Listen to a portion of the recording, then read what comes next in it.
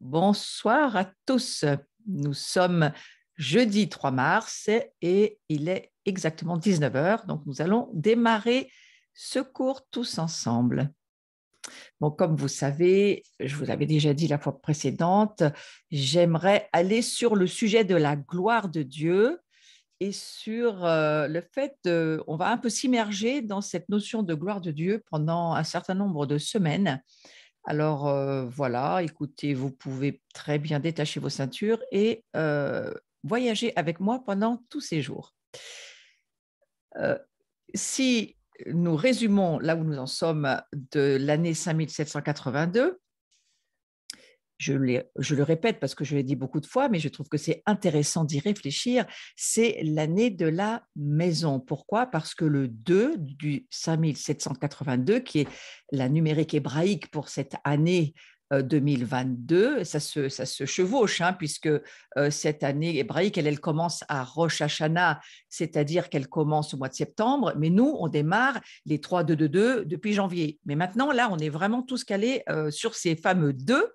Et ce nombre 2, ce chiffre 2, finalement, c'est cette fameuse lettre bête qui signifie la maison. Alors, qui sommes-nous? Pourquoi on insiste tellement, on va dire, dans le mouvement prophétique, sur le fait que c'est une année pour savoir qui nous sommes, c'est très important de savoir qui nous sommes. Eh bien, tout simplement parce que nous sommes l'année de la maison où Dieu continue, c'est pas qu'il n'a pas déjà commencé, mais c'est une année vraiment où il continue à nous inviter à le laisser construire sa maison et pas les nôtres. D'ailleurs, le prophète Agé l'a suffisamment dit dans les débuts de son livre, c'est plus le temps de vous occuper de vos maisons lambrissées, c'est le temps de vous occuper de ma maison. C'est ce que va dire aussi le prophète Agé, et bien d'autres aussi, bien sûr. Alors, je trouve intéressant d'aller sur l'idée de nous souvenir, hein, parce que bien sûr, certains, vous le savez peut-être déjà, mais on va le rappeler pour ceux qui peut-être ne le savent pas, la lettre P en hébreu, c'est l'image de la bouche, cette fameuse lettre qui nous signifierait que puisque c'est l'année de la bouche, nos paroles vont être extrêmement importantes. Alors attention à ce que nous disons. Et puis cette lettre P, c'est aussi l'image et la signification pour le visage. Donc le visage, ça parle de quoi? Ça parle de notre personnalité, notre identité, notre face, c'est qui nous sommes. Exactement la même chose pour Dieu. Donc évidemment, ça va être une année où on va s'occuper de notre identité encore plus. Et puis, on sait aussi que dans ces années de Covid que nous traversons, bon, les choses vont un petit peu mieux maintenant, mais on est quand même toujours tous avec un masque et on est quand même obligé de penser au fait que l'ennemi derrière tout ça a vraiment essayé de nous faire nous cacher notre visage. Justement, cette année où il faut parler, eh bien, il nous ferme la bouche avec ses masques aussi. Enfin, vous voyez, il y a quand même beaucoup de choses qu'on peut comprendre au travers de ça. Donc, c'est vraiment une année, on va dire un temps pour prendre le temps de savoir qui nous sommes. Et alors que nous savons de plus en plus par la révélation du Saint-Esprit qui nous sommes réellement, eh bien, à partir de là, nous allons pouvoir faire ce que Dieu nous demande. Mais je crois qu'il est impossible de faire ce que Dieu nous demande si nous n'avons pas la révélation de qui nous sommes. Bien entendu, cette révélation de qui nous sommes, elle est progressive. Ça fait partie de, on va dire, ce chemin du disciple qui progresse, qui grandit, qui mature, qui rentre dans l'achèvement de sa destinée. Ça, c'est ce que chacun d'entre nous doit faire. Alors, cette révélation de qui nous sommes, c'est pas instantané, c'est ça que je veux dire.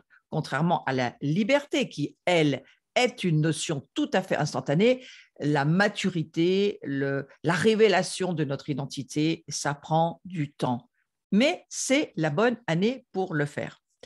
Alors, croyez, je rappelle cette parole qu'a donnée Cindy Jacobs, c'est une femme américaine, pas seulement prophète, apôtre aussi, du grand mouvement d'intercession. C'est vraiment un général dans on va dire, la hiérarchie de l'armée de Dieu. C'est une femme très écoutée et elle a dit une parole extrêmement importante que je vais rappeler en ce début de cours, c'est important d'y réfléchir.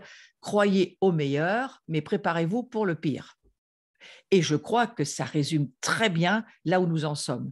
Je ne vais pas vous parler de l'actualité prophétique, l'actualité en soi. Ouvrez vos télévisions et vous allez bien entendu tomber sur les atrocités qui se passent sur notre terre. Mais justement, nous, les veilleurs, les guetteurs, nous sommes appelés à être au courant de ce qui se passe sur la terre, hein. Moi, je ne dis pas que je ne vais pas voir les informations. Bien sûr que je les suis. Mais toute notre pensée, tout notre esprit, tout ce vers quoi nous nous tournons et nous allons, c'est certainement pas à regarder ce monde. Nous marchons par la foi dans le monde où Dieu vit. Et Dieu, il vit dans les cieux et la révélation, elle vient d'en haut. Nous sommes d'ailleurs nés d'en haut. Donc, c'est bien là l'importance de nous positionner et ce cours sur la gloire de Dieu, il va nous aider à toujours nous souvenir que nous devons voir si nous sommes bien positionnés.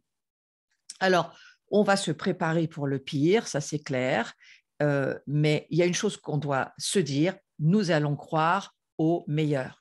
Et ça va sur ce cours sur lequel je vais. Et avant d'entrer dans le sujet véritablement de la gloire de Dieu, je vais y aller bientôt, je veux juste vous rappeler que l'année 5782, c'est l'année où Dieu construit sa maison.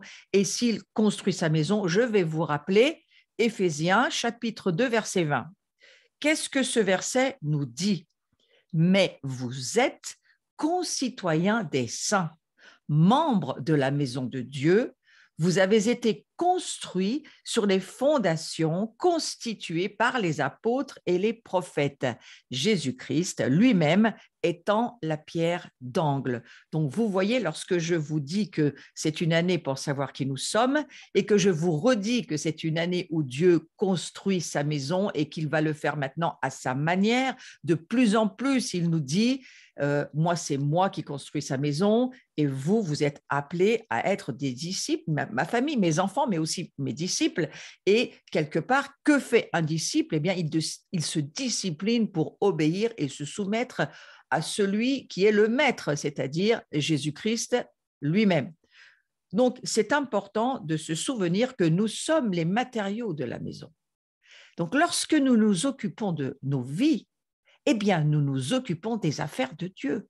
Nous nous occupons de laisser Dieu transformer sa maison, la bâtir, la construire, l'assembler, la rassembler. C'est bien lui qui le fait au travers de nous. Donc, voyez, faites le rapprochement entre ce que Dieu nous dit dans cette année importante et puis dans ce que vous êtes en train de faire. Eh bien, vous êtes vraiment à la bonne place, vous faites la bonne chose lorsque vous vous occupez de votre vie, parce que vous vous occupez bel et bien de la maison de Dieu que nous sommes tous ensemble. Et je rajouterais l'idée que Dieu construit sa maison pour quoi faire? Eh bien, il construit sa maison, la Bible nous le dit très clairement, pour accueillir sa gloire. Dieu restaure l'Église pour le retour de Jésus. Ça, c'est vraiment une des choses les plus importantes pour le retour de Jésus. Pour le rétablissement de son royaume, c'est la deuxième chose qui va avec, qui est liée. S'il y a un roi, il y a un royaume. Si le roi revient, tout ce royaume revient avec lui. C'est important de le comprendre. Et ce royaume, il n'est pas seulement dans les cieux. Ce royaume, l'Écriture nous dit très clairement, il revient sur la terre.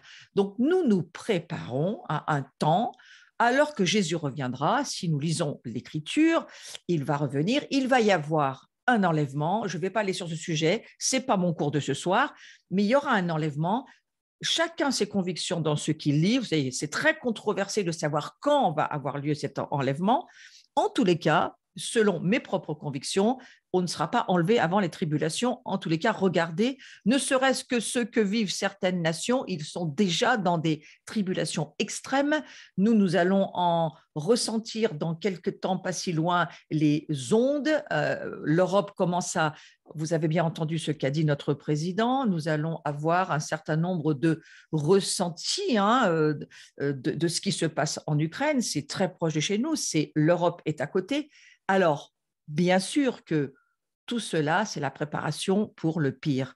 Mais nous croyons au meilleur. Je veux vraiment que vous puissiez laisser cette parole s'inscrire dans vos esprits. Nous croyons pour le meilleur. Le peuple de Dieu ne vit pas au travers de ce qu'il voit de ses yeux humains, mais il vit par la foi de ce que Dieu lui dit. Et c'est pourquoi je crois que c'est le bon temps d'aller sur un approfondissement de la gloire de Dieu. Pourquoi? Parce que, eh bien, il nous construit pour que nous puissions accueillir sa gloire. Alors, c'est une très bonne nouvelle pour nous parce que ça ne changera pas. Et j'ai trouvé intéressant d'aller sur alors, c'est le verset que j'ai entendu pour démarrer cette année, avant d'entendre que nous allions traverser la Samarie, c'est-à-dire des terres difficiles et des moments difficiles. J'ai aussi entendu ce verset que j'ai mis dans ma déclaration du début de l'année, mais que je comprends de mieux en mieux. Et c'est le verset de Habakkuk, chapitre 2, verset 14. Il est très différent dans beaucoup de versions. Moi, je vous lis celle que j'ai choisie. C'est la NBS, donc c'est une version particulière qui dit ceci. Car la terre sera remplie de la connaissance de la gloire du Seigneur, comme les eaux recouvrent la mer. La terre sera remplie. Alors, d'autres versions, je pourrais par exemple vous prendre la version Parole de vie, je l'ai lu tout à l'heure. Oui, tous connaîtront la gloire du Seigneur, elle remplira la terre comme l'eau remplit les mers. Voilà, entre tous et puis la terre, eh bien, ça dit un petit peu la même chose. Je pourrais vous prendre la Semeur qui dit ceci, car la terre sera remplie de la gloire de l'Éternel comme les eaux recouvrent le fond des mers. Celle-ci est beaucoup plus connue. Et puis, on va aller voir la Martin, j'ai aucune idée de ce qu'elle dit, mais la terre sera remplie de la connaissance de la gloire de l'Éternel comme les eaux comblent la mer. Vous voyez, donc, qu'est-ce que ça nous raconte, ça, ce verset de Habakkuk 2, 14? Eh bien, ce verset, il nous dit que la terre, c'est nous. Ouais. La terre, c'est-à-dire nous, la maison qui vivons sur terre, nous allons être remplis de sa gloire. C'est une bonne chose d'aller passer un peu de temps pendant quelques semaines, peut-être quelques mois, à nous demander, mais c'est quoi cette gloire de Dieu? Alors, je vous invite dans ce voyage à maintenant pénétrer dans ce sujet et nous allons voir sur le début du visuel, nous sommes conçus spécialement pour la gloire de Dieu. Et oui, Dieu bâtit et construit sa maison parce qu'il a une idée en tête. Il veut nous remplir de sa gloire. Et vous savez, sur le cours précédent, nous avons vu la gloire de la croix. Nous avons bien en souvenir certains versets que j'ai souvent redits dans les cours et que nous étions en préparation pour non seulement recevoir sa gloire, mais aussi la libérer, cette gloire, c'est-à-dire libérer la présence de Dieu. Alors, cette gloire, c'est un don de Dieu pour l'humanité et c'est dispensé dès la création. La gloire de Dieu, c'est l'héritage de chaque enfant de Dieu. Quand nous pénétrons dans la gloire de Dieu, nous demeurons dans sa présence et nous recevons son amour, sa grâce. Nous comprenons son cœur, nous prenons connaissance de sa volonté, nous faisons l'expérience de sa puissance divine. Je vous rappelle que en hébreu, le mot présence n'existe pas, mais nous pouvons trouver le mot face, nous trouvons le mot souffle, nous trouvons le mot gloire. C'est pour cela que nous sommes la maison de Dieu et lui, il est celui qui vit dans sa maison et qui vit avec nous dans sa maison. Il nous amène à naître à nouveau pour monter dans, on va dire, dans sa maison dans les cieux, mais aussi il veut que cette maison vive sur la terre. Ça, c'est une deuxième chose. Donc, on a notre positionnement légal, biblique. Nous sommes assis avec Christ dans les lieux célestes.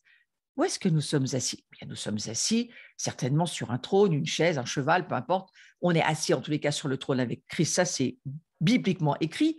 Et évidemment que nous sommes dans sa maison, dans son temple, dans son sanctuaire. Donc, vous voyez, nous sommes fabriqués, conçus par Dieu pour accueillir sa présence et sa gloire. Et bien entendu qu'il n'est pas question d'un bâtiment. Nous sommes, nous, les corps faits de chair et de sang. Ça, c'est un grand mystère. C'est pour ça que Jésus est venu s'incarner, pour nous montrer le chemin et nous dire, vous voyez, moi aussi, je vis et je ne suis là que pour faire et entendre ce que le Père me demande et puis ensuite, eh bien, de l'amener là où le Seigneur me fait marcher sur la terre. Je ne fais que ce que le Père me dit de faire. Ça, c'est Jésus qui le dit. Et Jésus redira que celui qui l'a vu a vu le Père. Il ne vient pas pour se montrer lui, Jésus en premier, il vient pour nous révéler le Père. Et vous savez très bien que Jésus, c'est la gloire du Père. Donc, voilà quelque chose d'intéressant. Nous avons reçu cette puissance lors de notre baptême dans l'Esprit Saint. Vous allez me dire, mais ne l'ai-je pas reçu lorsque je suis né de nouveau?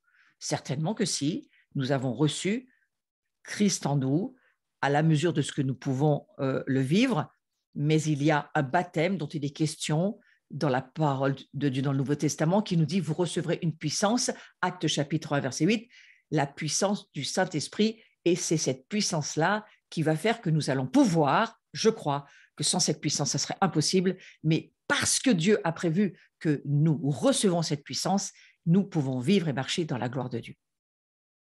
Sans cette puissance qui transforme les vies, qui sauve, qui guérit, qui libère, qui accomplit des miracles, des prodiges, qui révèle la grandeur, la majesté, l'amour de Dieu pour ce monde, on ne pourrait pas le vivre.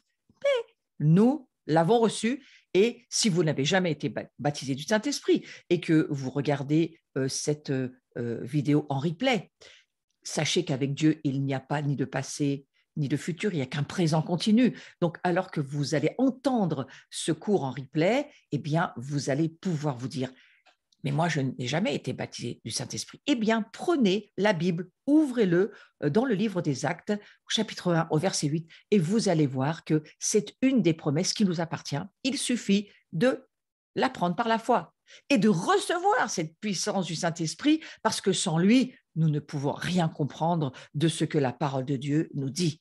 La Bible n'est pas un livre que nous lisons avec notre âme et notre compréhension charnelle.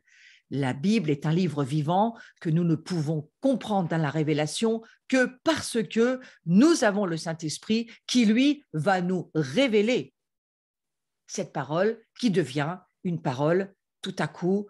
La parole devient la nôtre et cette parole, c'est elle qui, comme une épée vivante, c'est quelque chose de vivant la parole, elle nous fait passer ce que j'appellerais des portails célestes, c'est-à-dire qu'elle nous fait rentrer dans le monde de Dieu, elle nous fait passer, je le dirais comme ça, c'est peut-être plus facile à comprendre, elle nous fait passer du visible, du monde qui va passer, du monde qui n'est pas la réalité à long terme, c'est une réalité pour nous dans notre humanité, mais vous savez tous que tout va passer, sauf la parole de Dieu. Tout passera sauf la parole de Dieu. Alors ça veut dire quoi? Ça veut dire que cette parole, c'est le Christ vivant éternellement et que la parole devient vivante. C'est pas un livre qu'on lit, c'est Jésus qui nous parle, c'est Dieu qui nous parle. Et à partir de là, nous passons du visible à l'invisible, sachant que c'est dans l'invisible que se trouvent les réalités éternelles.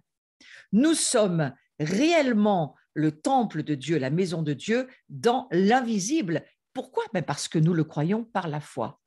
Vous voyez, c'est la foi qui fait que nous pouvons vivre. Alors certains appellent cela passer au-delà du voile. Moi, j'aime beaucoup dire, nous passons au travers de la croix. Pour moi, ça veut dire la même chose. Nous passons du monde visible au monde invisible par la puissance de la révélation du Saint-Esprit qui est en nous et qui fait que la parole de Dieu, nous la croyons. Ça s'appelle la foi. Et la foi, eh bien, sans elle, on ne peut pas rien faire, rien vivre, même pas plaire à Dieu. Donc, vous voyez, je trouve intéressant que Jésus a fait cette prière au Père Céleste la veille de sa mort. Jésus va nous dire ceci, « Je leur ai donné la gloire que tu m'as donnée, afin qu'ils soient un comme nous sommes un. » Regardez le temps du verbe. C'est au passé composé. C'est fait. Nous avons cette gloire. Alors que nous passons du monde visible au monde invisible de Dieu, que, vous savez, j'aime bien dire que c'est exactement comme dans le film de Narnia. Si vous ne l'avez pas vu, tapez Narnia sur Google, vous trouverez. Et ce film, les enfants passent au travers d'une armoire dans le premier film de Narnia et ils passent du monde visible au monde invisible et ils rendent dans la réalité de ce qu'ils sont vraiment. Eh bien, nous, les chrétiens, nous avons aussi besoin de faire toujours ce chemin des cieux vers la terre, de la terre vers les cieux. Nous passons au travers de l'armoire. Pour moi, c'est la croix. Et alors, nous devenons ce que Dieu dit que nous sommes. Sauf que lorsque nous revenons sur la terre, il ne faut pas oublier que nous le sommes. Même si nous nous revenons dans notre incarnation, hein, eh bien, nous sommes toujours ce que Dieu dit que nous sommes. Et plus vous le croyez, plus vous pourrez faire ce que Dieu vous demande. C'est pour ça que cette année, c'est très important de vous concentrer sur, il faut absolument savoir, en termes pas de cérébral, mais savoir en termes d'expérience, de connaissance, de choses que vous vivez avec Dieu, qui vous êtes. Alors, il nous a donné la gloire que lui-même, il avait donnée à Jésus. Jésus nous a redonné cette gloire pour que nous soyons un. Ce chapitre de Jean 17, c'est vraiment le livre à lire pour ces temps de maintenant, ces temps de la fin. Parce que c'est ce que Dieu désire dans ce cours des veilleurs. Il faut que vous portiez les désirs du cœur de Dieu, vous aussi en tant que guetteur, en tant que veilleur. Nous portons les désirs du cœur du Père. Et quels sont-ils? Qu'on soit un, que nous puissions nous aimer, et certainement pas tous nous ressembler, mais que dans notre complémentarité, dans nos différences, notre diversité, notre pluralité, tous ces petits arbres que nous sommes différents, nous sommes tous dans le même gros arbre qui s'appelle l'arbre de vie, qui s'appelle Jésus. Nous sommes tous un seul corps dans le corps du Messie. Donc, vous voyez, c'est un mystère, mais il faut y réfléchir. Et alors que nous voyons les divisions, les guerres, les empires se lever les uns contre les autres, tous vouloir s'auto-protéger et à la limite dans la dissuasion, la guerre cybernétique, chacun va lever ses forces contre les autres. C'est exactement ce que Jésus nous dit de ne pas faire. Il nous dit, mais non, aimez-vous, faites-vous confiance. Donc, notre prière, elle doit s'aligner sur les désirs du cœur de Dieu. Donc, dès ce soir, je vais terminer cette première partie en nous disant, mais entrons dans la connaissance, dans la révélation de qui nous sommes et donc de qui est notre Père à tous.